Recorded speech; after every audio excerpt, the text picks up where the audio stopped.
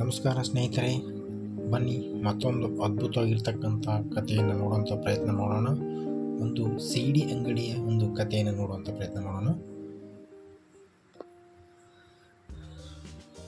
ಒಬ್ಬ ಹುಡುಗ ಸಿಡಿ ಅಂಗಡಿಯಲ್ಲಿ ಕೆಲಸ ಮಾಡುವ ಹುಡುಗಿಯನ್ನು ಪ್ರಾಣಕ್ಕಿಂತ ಹೆಚ್ಚಾಗಿ ಪ್ರೀತಿಸುತ್ತಾನೆ. ಅದು ಹುಡುಗಿಗೆ ಗೊತ್ತಿರುವುದಿಲ್ಲ. ಅದಕ್ಕೋಸ್ಕರ ಪ್ರತಿದಿನ ಅವನು ಸಿಡಿ ಅಂಗಡಿಗೆ ಹೋಗುತ್ತಿರುತ್ತಾನೆ.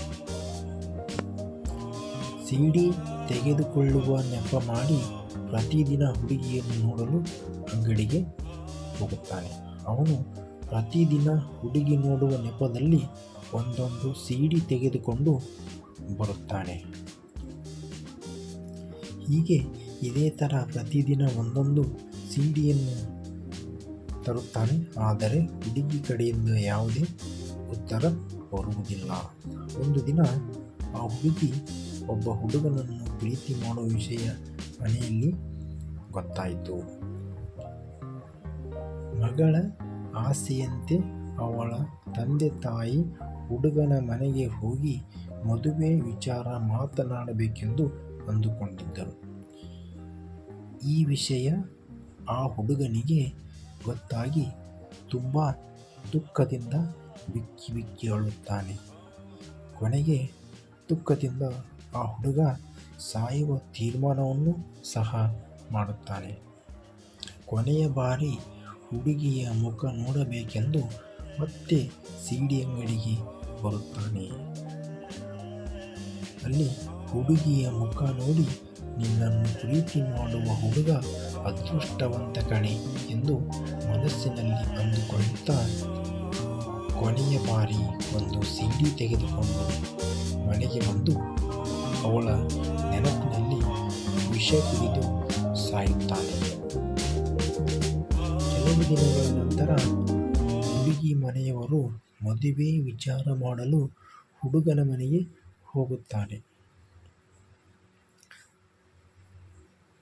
ಅಲ್ಲಿ ಆ ಹುಡುಗ ಸತ್ತಿರುವ ವಿಷಯ ಗೊತ್ತಾಗಿ ಆ ಹುಡುಗಿಯು ಶಾಕ್ ಆಗುತ್ತಾಳೆ.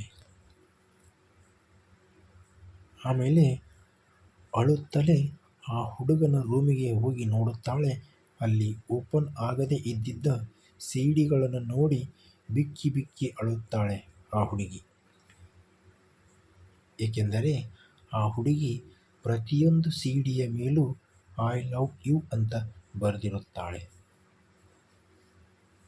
ಆದರೆ ಆ ಹುಡುಗ ಯಾವ ಸಿಡಿಯನ್ನು ಓಪನ್ ಮಾಡಿ ನೋಡಿರುವುದಿಲ್ಲ.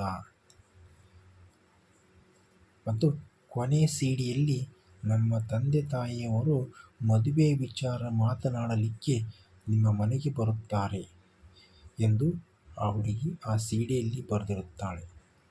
ಅದನ್ನು ಸರಿಯಾಗಿ ನೋಡದ ಆ ಹುಡುಗ ಅಪಾರ್ಥ ಮಾಡಿಕೊಂಡು ವಿಷ ಕುಡಿದು ಸಾವನ್ನಪ್ಪುತ್ತಾನೆ. ಸಾಯುವ ಮುಂಚೆ ಆ ಹುಡುಗ ಈ ರೀತಿ ಬರೆದಿರುತ್ತಾನೆ: ಏ ಹುಡುಗಿ, ನೀನು ಇಷ್ಟಪಟ್ಟ ಹುಡುಗನ ಜೊತೆ ಮದುವೆಯಾಗಿ ಸುಖವಾಗಿರು ಎಂದು ಬರೆದಿದ್ದ. ಇದರಲ್ಲಿ ಯಾರು ತಪ್ಪು ಮಾಡಿದ್ದು, ಹುಡುಗಿನ ಅಥವಾ ಹುಡುಗನ? ಈ ಕಥೆಯ ಬಗ್ಗೆ ನಿಮ್ಮ ಅಭಿಪ್ರಾಯ ಅನಿಸಿಕೆಗಳನ್ನು ಕಾಮೆಂಟ್ನಲ್ಲಿ ತಿಳಿಸಿ. ಮತ್ತೊಂದು ಕಥೆಯಲ್ಲಿ ಮತ್ತೆ ಭೇಟಿಯಾಗೋಣ. ನಮಸ್ಕಾರಗಳು.